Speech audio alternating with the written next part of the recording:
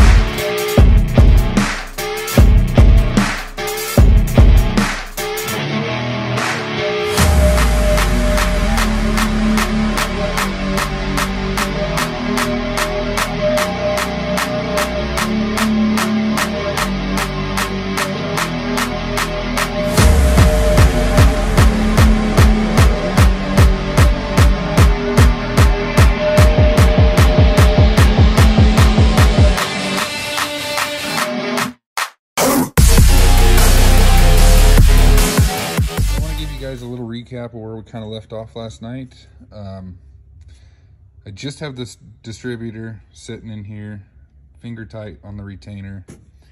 I can still move the body. I haven't set the timing, it's just set with ear by ear. It runs pretty good. I haven't put a light on it yet. I found last night that I was actually about 90 degrees or a little bit more out of time, and I couldn't get it to fire. So I kept messing with it, and I actually found an extra set, or a second set of timing marks down here on that front pulley, crankshaft pulley. So I'm gonna start right now by cleaning up these timing marks and identifying those so we have a nice reference point for the timing light. And I will bring you in right down there and give you kind of where I found the extra set, the actual correct set of timing marks, and show you the other set that I first identified that I thought were the correct timing marks. So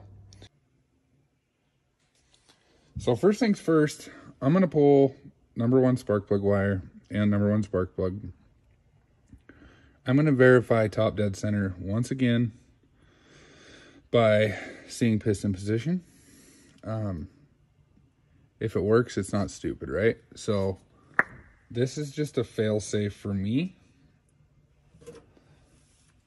I just want to, I'm kind of doubting myself on this other timing mark, but it worked last night, so it's got to be right.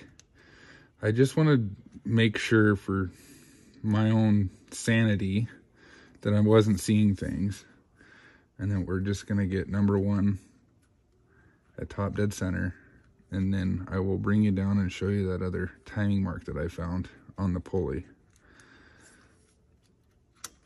It's just a good peace of mind.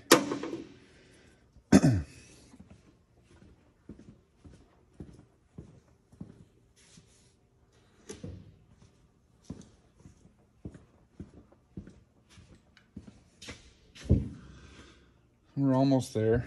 You can see them right top of the piston right there. Grab my 3/4 here, rotate the engine over.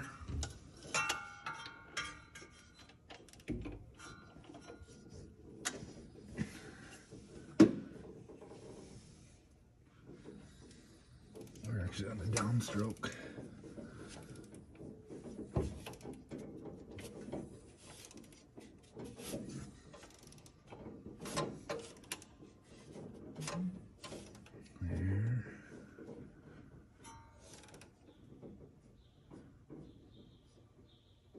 It's got to be close. There's that other mark right there.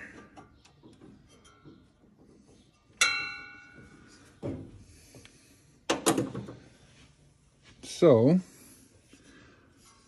you guys can see that. I'll bring it down here in a different angle here too. So, down deep inside the V of the front pulley, I can see the tiniest little line. And I tried wiping it off with my finger last night, thinking maybe it was something stuck down in there. And it wasn't. It's an actual timing mark itself. So I'm going to grab my little brass brush. I'm going to scrub on that just a hair, get that kind of cleaned up. And then I'm going to dab my paint pen in there and just double check, verify that that is an actual timing mark. Because right now we're showing almost 1 degree from top dead center. Yeah, 12. 12, yeah, 12.84. So we're almost lined up with the 12. So again, let me go grab my brush and we'll brush on that a little bit.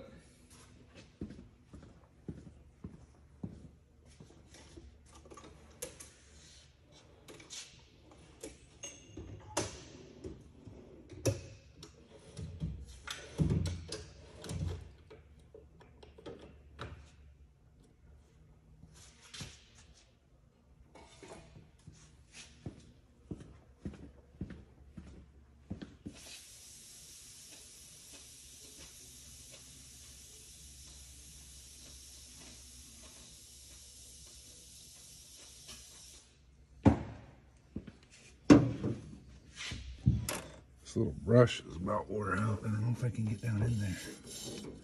No, I'm not going to be able to. Shoot.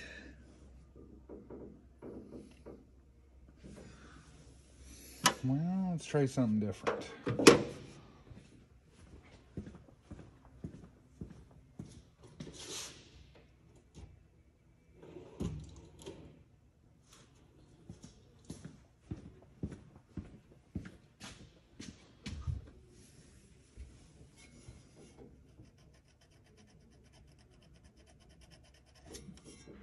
Just what I thought. It was just something down in there.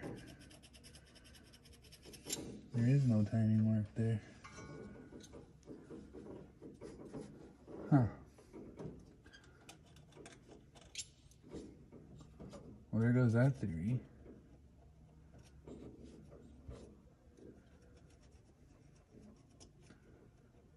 Yeah, there's no timing mark there. Unless somebody else made one. I'm kind of confused here because the ones that I found last night, I'll show you those.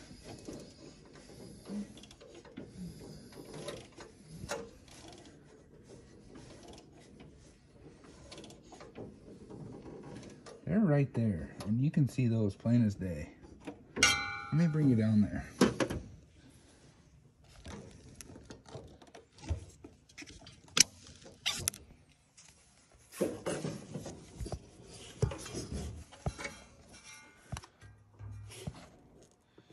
You can see those really well because I cleaned them up last night. See that line? There's one on each side. It's kind of hard to get down in here, but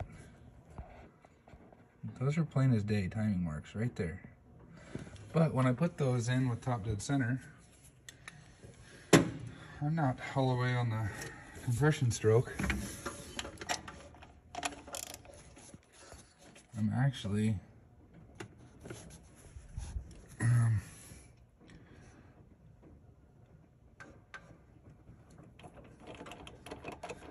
is hard one here.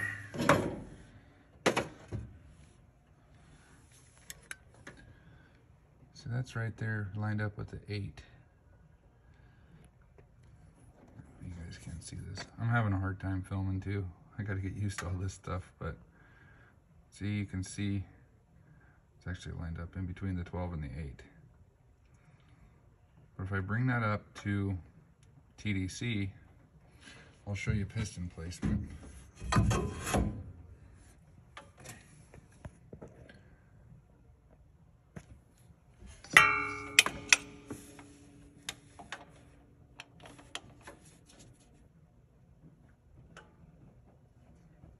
Right there.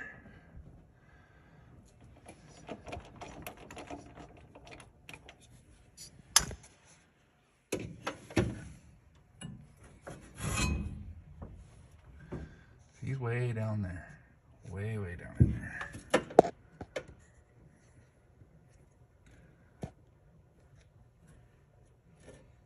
Yeah, you guys can't see that, unfortunately, but I don't know. I'm going to get on the old Google machine.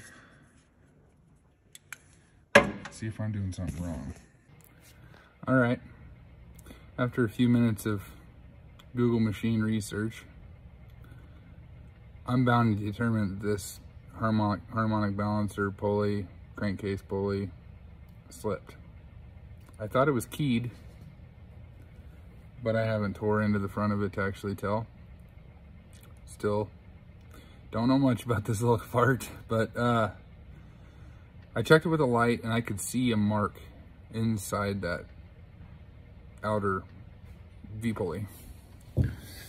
And sure enough, when I pulled number 1 again, because I had it running, I pulled number 1 again and verified that that mark was put there by someone. It's not a very good one. I scribed it a little bit with my pick. I'm hoping that it's enough for the light to pick up. And we'll try it out. Okay, so 14,000 conversations with random people later. Finally back here. Went ahead, made my timing mark visible so I can see it with the light. Set it at 8 degrees before top dead center. It's happy there. Runs really strong. Nice smooth idle. I'll actually fire it up for you guys right now. We'll verify it with the light. Just kind of show you. I'm not really going to go redo it. I feel like you guys kind of would probably know where you're at with that. If you're watching this. If you don't, I recommend finding somebody a whole hell of a lot smarter than me to show you how to set timing. This is all new for me too. So we'll go ahead and start it up, and I will bring you guys around and show you where we're sitting with the light. Okay, so don't critique me for my exhaust leaks. This manifold is cracked, and I'm pretty sure half the gasket's blown out of it. But we're going to be fixing it because I'm going to show you guys here in a few minutes that 6 to 8 kit from Clifford Performance. So I just want to show you a startup. It's kind of a lukewarm engine. I think we're actually going to show you right now. We're sitting at just shy of 150 degrees. I'm not real sure if that's correct. When I did get this running for the first time, my dad and I were working on it, and that temperature gauge was showing like 220, 230 on the drive home. Mind you, it was sitting for 6-ish years. And I drove it back into town, which is about a 25-minute drive from where it was parked. And I was reading that temp gauge, and it was getting hot. So I went back, got it to my dad's shop, tore into it, replaced the thermostat, replaced some hoses, and it's kind of just stuck around that 200 degree mark, and it just doesn't feel like it's 200. So I'm actually going to be replacing that gauge. I'm also going to be replacing that oil pressure gauge right next to it. The bulbs burn out in it. It's a dated gauge. I don't know. I'm just going to go ahead and replace it. But anyway, I want to show you guys startup on this. So it just bangs right off. It's got a... That idle is going to smooth out a little bit better with what we've got coming. those other parts. So I just have this basic timing light. I guess it's kind of the advanced timing light. I don't know. I work on diesels, so I don't really need these. So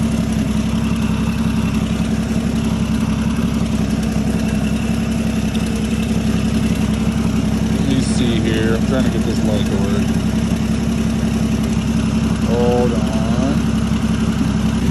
Now this is where I'm going to need your guys' input because I'm not super familiar with this. But we're showing 8 degrees. I don't know, my phone frame rate's probably not going to take it. You're just going to have to take my word for it.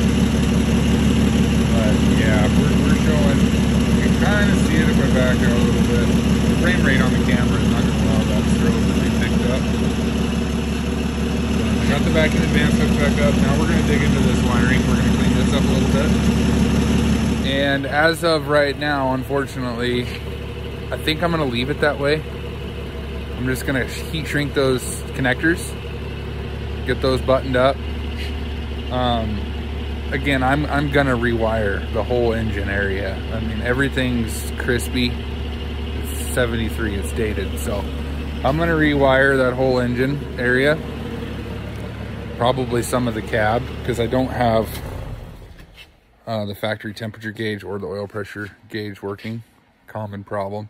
Fuel gauge works and the alternator light or alternator gauge works. So those two I'll keep. You don't have to really dig into those, but long story short, we're going to dig into the wiring on this at some point. So I'm just going to leave that where it's at right now. Heat shrink those connectors and then kind of tie that wire up. I already got the base tightened down with the retainer. I'm gonna slap the fan belts on. I think I'll set you guys up with a little time lapse. A little easier for me, and it's kind of, I always kind of enjoy them. So I'll set you guys up on a time lapse of me walking around like a mad idiot, throwing the belts on and shrinking those connectors. And then when I'm done with that, I'll buzz you guys over and we'll dig into these parts. I'm pretty excited for this. This is neat stuff.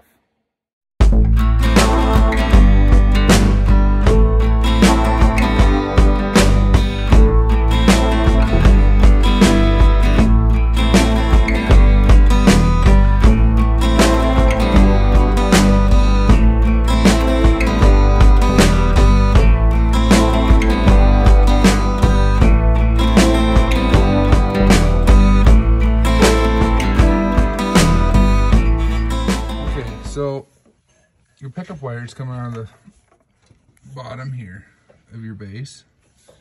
I'm trying to get the light in here so you can see it, but we're rubbing the head. That is going to be an issue. I mean, I know it's going to be an issue. How long? Time will tell. Because as of right now, I just don't see a different way of going about it to repairing it or finding a solution to fix that. Yeah, so I think for now, I'm just going to leave it. I know that's not right. I definitely know that's not right. But at the same time, just going to have to do some thinking on it. See if I can, I mean, there's only one way that those can come out, I believe, but there might be another way I can pop that cap off and move them around. I don't believe I can, but we'll see. I just wanted to show you guys that real quick because that might be something that comes up. And like I said, these plug wires are junk. See, some of these are 90-degree boots. Some are straight. China, man. Okay, to the fun stuff. This is probably the coolest part. I know it's the coolest part of the whole video. That was pretty boring. I've been eyeballing this kit for a little over a year now. Talking myself into it, talking myself out of it. Talking myself into it, talking myself out of it. Basically, the reason, I kind of want to give you an idea why I went with this. Not a whole lot of options for intake, carburetor and exhaust options for the little 258. You obviously got like your Offenhauser intakes you can get. Those things are $700, dang near, on Summit. Multiple websites on, you know, around that 700. Well, high 6s, low 7s. Just kind of depends on where you're shopping. And then one day I was just playing on the Google machine, and I ran across Clifford Performance. And I believe they're out of Maine, Pennsylvania, New Hampshire, somewhere. I can't remember exactly. Let's see. They are out of, yeah, Waterford, Maine. Yeah, Maine. Okay, so this kit isn't cheap. This is probably, minus the suspension modifications and wheels and tires, this is single-handedly, I paid more for this than I did my whole Scout, which I've got a smoking deal on my Scout. I'm not gonna say that I stole this thing, virtually. So this kit that I bought the single carb instead of the dual carb, the Clifford Performance 6=8 kit. It comes with an intake manifold, their own, branded. I mean, they're the ones that have the casting. This is their own intake, their own header that they build in-house, and it runs a Weber carburetor. Not real sure on the CFM. I'll do a little bit more digging on that, and I could probably pop that down in the description. But this is the single carb kit, and this is everything you need, clear down to the hardware. No guessing, no nothing. I mean, this is a well put together kit. These guys have been in business for over 40 years. They do anything straight six. You're talking Mopar, you're talking Ford, you're talking AMC, you're talking, you name it. I mean, if it's 6 in a row, they're working on it. I definitely not sponsored, but definitely give those guys a check. Check out their stuff. Super, super cool guys to work with. Really adamant on emailing a guy back if he's got any questions. They don't leave you in the wind. I mean, 40 years in the business, you know that they're going to be around for a while. I mean, they've been around for a while, so they got to have decent customer service and decent products. So with saying that, let's dig right into this, and I'll kind of give you, I'm super excited about this. Okay. This is what you get. They're beautifully casted intake manifold, single plane. You can stick a 4-barrel on this dude. That's another option for you guys if you were wanting to run like a Holley EFI sniper kit. If you don't want to spend $700 on a Offenhauser intake, 4-barrel intake, this is your ticket right here. Beautifully done. The machine works great. I mean, it's a cast part, but they did their homework. They know what they're doing. It's really well done. Massive runners compared to what we got for factory. You know, and I was gonna do like a 2-barrel 4.2 disc factory intake, like off of an 80s Jeep. I was gonna buy that, but after you price a used intake manifold on eBay, $250 roughly, starting bids, kind of stuff like that. Then you go and you source a 2-barrel carburetor. You get all that kind of stuff. Then you got to change your exhaust manifold. So you might as well go with a header. I mean, yeah, a guy could probably nickel and dime a kit a little cheaper, but this is some quality stuff. It's beautiful work. So we got their header. This is their 2.5 inch. It's nice. It's a nice piece, and it's made for this intake. Another thing, you guys, I want you guys to know. If you guys buy this intake, you have to run their header. You probably don't have to, but I mean, clearance issues, they build this for this intake. So you guys are gonna have to run these as a pair or modify a aftermarket header.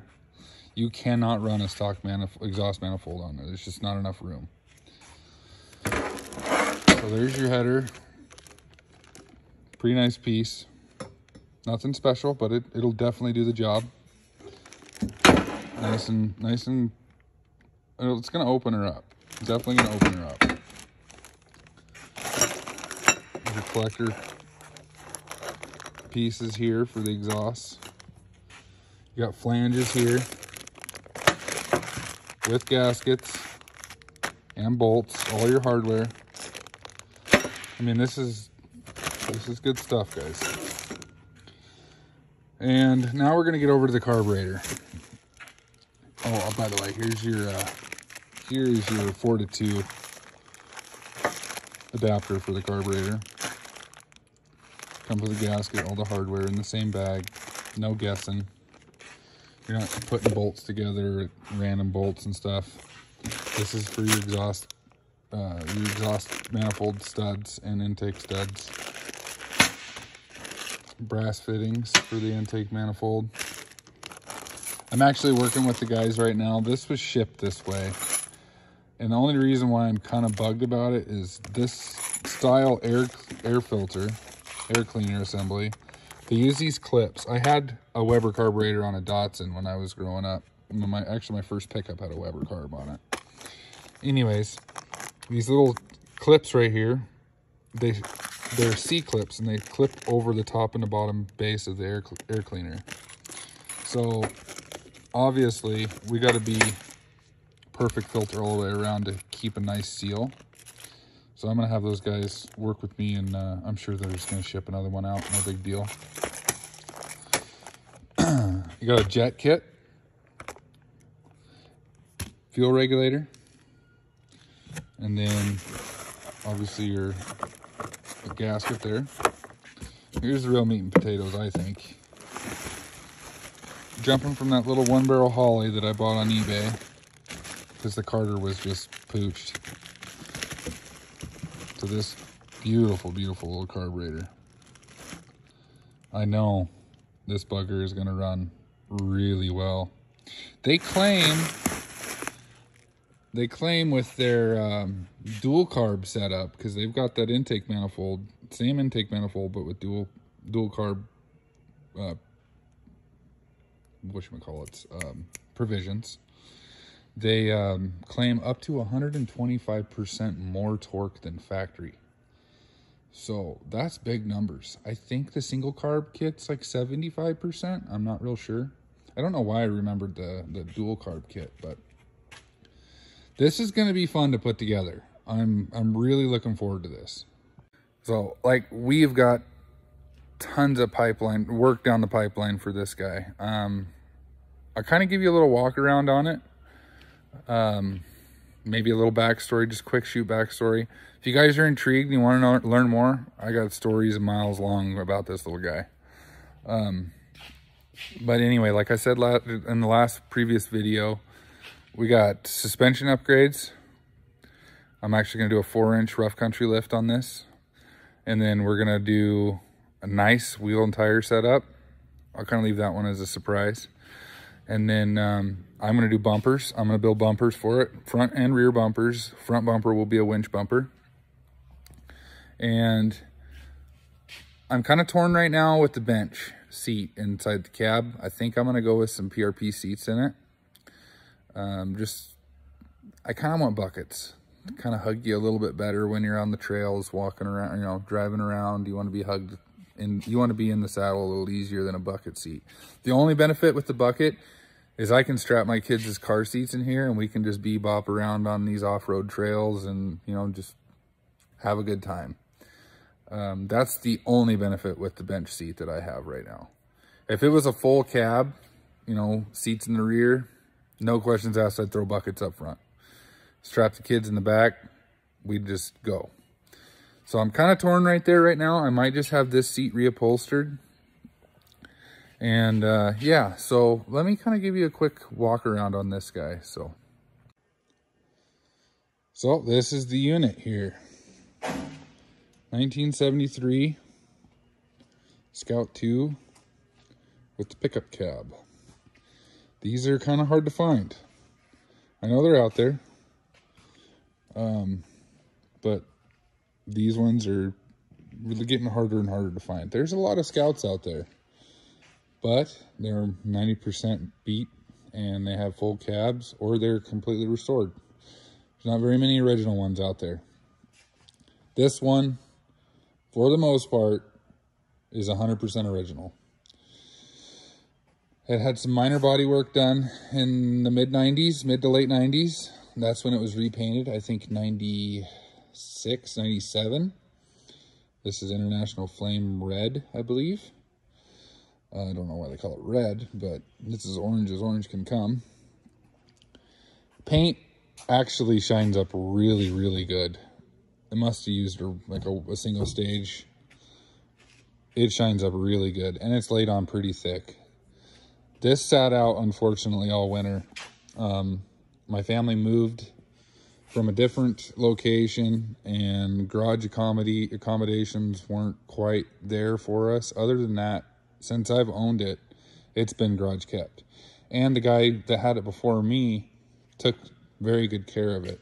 He kept it in the shop or the Quonset where I picked it up almost its entire life, minus out in the field, because it was an old farm pickup. The only thing I've ever really done to it, minus getting it running, which it literally needed nothing. I brought a fresh battery out. My dad and I brought a fresh battery out, 5 gallons of gas.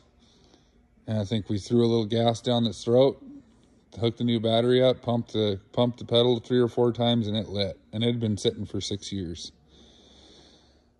And yeah, so once I got it back to where I live now, it needed tires desperately. Got on eBay, bought some cheap Federals for it.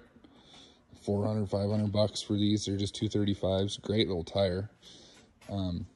And I did a brake master cylinder, heater hoses, plugs, wires, points condenser, and that carburetor. And other than that, I've just drove it. I put maybe 3,000 or 4,000 miles on it. It doesn't get driven a lot. Yeah, it's just been a really good unit. This is pretty much the only visible cancer we've got. There's quite a bit of plastic in it though. The rockers, yeah, they're plastic, they're Bondoed, but it still looks good. And that's kind of where I'm torn with this project. Do I just keep it all original? Do I tear into all the bodywork and spend tens of thousands of dollars in bodywork and paint and keep it all original? Or do I just take the ladder route like I did and just drive it? It's made to drive. It's not made to sit in a garage. And that's what we're going to do with it. I'm going to throw some fun stuff at it, and me and the wife and the kids and the dog, and mostly me, we're just going to enjoy this thing. That's why I bought it. I bought it to drive it. So on that note, guys, gals, kids, dogs, cats, thanks for sticking around. Thanks for watching me be a goofball and not know anything about this thing. I'm learning every day. But the beautiful thing about it is I'm doing something with it. It's not just gonna sit in a shed or sit out in the weeds and rot to death. I'm gonna drive it. I'm gonna enjoy it. Please stick around. I really want to do this stuff. I really, really enjoy filming. I'm not good at it. I'm shaky. I'm fixing that, but I'm shaky. Camera angles are garbage. I get it. Lighting's bad. Everything's bad. There's nothing good, but it's gonna get better. I'm gonna do it right. There's no sense in doing it if you're not gonna do it right. So with that being said, we're gonna end this one. I'm gonna catch you on the next one. We're gonna be doing, let's see, I think we're gonna dig into that Clifford kit first. I wanna get this thing running right. And then we might drop it off at the exhaust shop. I'm gonna call them, see what it costs to put an exhaust on it. If it's out of this world expensive, I'm gonna go buy a kit online and we're gonna put an exhaust on it together. I can weld. So with that being said, thanks again, guys. Me and this little 73, we want to see you again. So hit that subscribe button, hit the little bell to follow, and when I got a little notification, you guys get a notification when I post another video. we'll make some videos. We'll have some fun. Have a good time. Thanks.